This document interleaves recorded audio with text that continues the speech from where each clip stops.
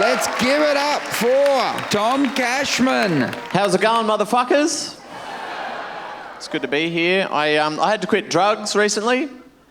Had to do it, mainly because I found out what MDMA stands for. Do you know what MDMA stands for? It stands for Mum's Disappointed, Mum's Angry. So maybe think about that next time you're peaking, okay?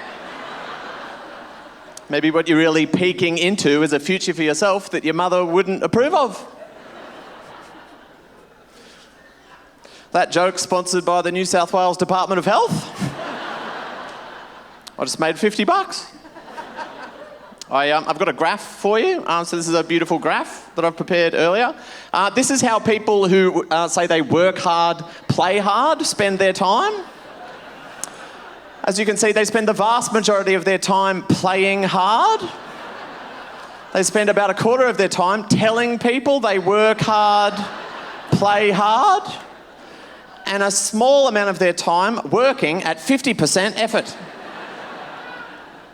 It's just been my experience. So this is my number one favourite comedian, Jerry Seinfeld. A few fans in the room. This is my number two favourite comedian, Maria Bamford. A few fans of her as well. And my number three favourite comedian is the New South Wales Police social media team. We've got a few fans in for them as well. Yes. It's fucking funny stuff, guys. I don't know if you're familiar with their work, but it's very humorous. I wanted to take you through some of my favourite pieces of their work. Most of them are from this article, literally just 18 of the best bloody memes from our Australian police forces. This is one of my favourites. It says, saying maths is on at 7:30 won't get you out of a speeding ticket tonight. Slow down. It's funny stuff. This is a meme about how the police have no mercy. This is an absurdist meme. It says, excuse me, sir, do you know how fast you are going? And then there's a horse with like a police hat on and police sunglasses. This is an absurdist meme which makes us imagine a world where horses could understand the responsibilities associated with law enforcement and was also polite. This is even more absurdist, this one. It says before and after coffee, and then there's a sleep horse and then an awake horse. The horses are no longer wearing the hats, so we can only assume they're undercover. But if you break it down, essentially this is a meme about the stimulating effect of caffeine.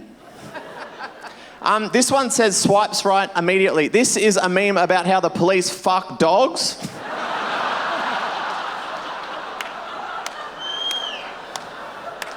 They posted it, not me. I don't know what else I'm meant to glean from this. So this one, I'm a big fan of their work, but to be honest, I found this one a bit confounding. It says, on a scale from 1 to people eating tuna at work, how annoying are drivers who don't keep left? So I think what they're trying to communicate here is drivers who don't keep left, they're annoying. People eating tuna at work, they're also annoying. But what I find annoying are scales that do not make sense. And I don't understand this scale from 1, which is a numeral, and people eating tuna at work. Like, that's a concept. Like, what's in between? For a scale to work, it has to be in between. 1, people eating tuna at work. What's in the middle there? I think the most charitable reading you could make was that it was a scale of annoyingness, and then 1 corresponded to 1 person eating tuna at work, and then 2, and then 3. I think we could all agree that would get more annoying the more people eating tuna at work. There were 100 people eating tuna at work. You'd be like, fucking hell, this is the most annoying thing I've ever seen. So on this scale, I would put drivers who don't keep left at about 1.8 on the people eating tuna at work scale, but only if you let me add a y-axis of police sex with dog. Thank you for letting me. So I think we can all agree that I just got police officers.